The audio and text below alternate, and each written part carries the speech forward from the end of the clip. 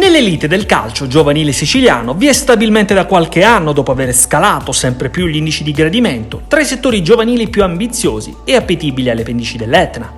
Non si è limitata al compitino la Catane Soccer, che nel 2012, per volere del proprio presidente Gaetano Riolo, ha fatto irruzione in provincia di Catania, consolidando negli anni con grande ambizione il proprio progetto tecnico.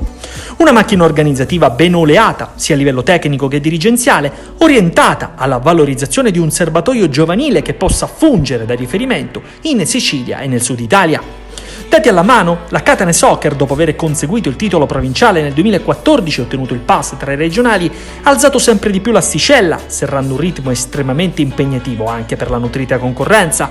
Sempre alla ricerca di nuovi stimoli, obiettivi e sfide, come è accaduto lo scorso 2019 dopo aver siglato il rapporto di affiliazione con la Sampdoria, che permette alla Catane di essere centro tecnico in Sicilia orientale nel progetto Next Generation.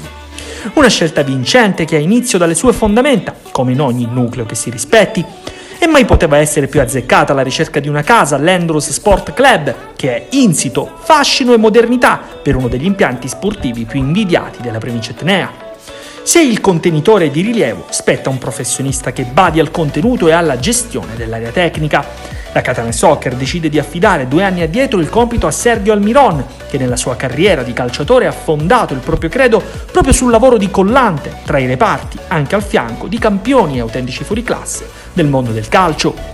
Disponibilità e competenze che tutt'oggi sono al servizio dei tecnici e dei preparatori atletici quali Mario Campanella, Gino Saraniti, Andrea Suriano, Paolo Di Bella, Simone Pellegrino, Matteo Milazzo, Santo Torre, Giuseppe Ardita, Jose Chisari, Sirio Silvestri, Giovanni Tedeschi, Emanuele Forgione e Simone Scalia, chiamati a formare i talenti del domani e a ottenere la migliore performance dai propri gruppi. Una mission tradotta favorevolmente infatti anche nel corso di una stagione troncata sul più bello. Entusiasmante il cammino degli Under 17 di Sirio Silvestri, aritmeticamente primi nel girone D regionale, ufficialmente tra le prime 10 e nel novero tra le papabili alla vittoria di quel titolo regionale sfiorato appena 2 anni addietro contro il Calcio Sicilia. Macchina da gol, ben 98 all'attivo, migliore difesa con appena 11 gol a passivo nelle 24 partite disputate. Sugli scudi, a livello realizzativo i vari Federico Pulvirenti, Simone Santonocito, Francesco Prati, Gioele Acanfora, tutti in doppia cifra, persino Dennis Castorina, autore di 7 gol in pochi scampoli, reduci da un'esperienza con l'Under 17 della Regina. Numeri da capogiro per una realtà anche capace di duplicare la propria proposta. Sempre nel segno e nell'egida della Catane, anche l'Academy Catane School, in piena bagarre per la vittoria del barrage sperimentale con gli Under 16 di Jose Chisari e autentica rivelazione nel girone C del campionato Under 15 agli ordini di mister Santo Torre, che ha plasmato un gruppo composto in toto da 2006 capace di insediarsi al 6° posto appena a ridosso della zona playoff.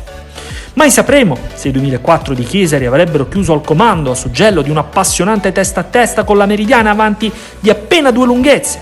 I 30 punti ottenuti sul campo a 5 tornate dalla fine infatti non sciolgono il rebus e spetterà nei giorni a seguire al comitato regionale decidere sul futuro di una stagione di fatto interrotta a 3 mesi dalla conclusione.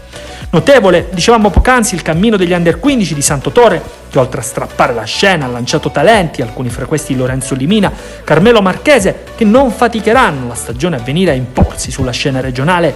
In testa alla classifica anche i pari grado, i 2005 guidati da Giuseppe Ardita. Un cammino, anche questo, che avrebbe meritato una lente di ingrandimento più attenta e un plauso per il buon lavoro svolto dai ragazzi che sul campo hanno conquistato 53 punti, frutto di 16 vittorie, 5 pareggi e appena 2 sconfitte.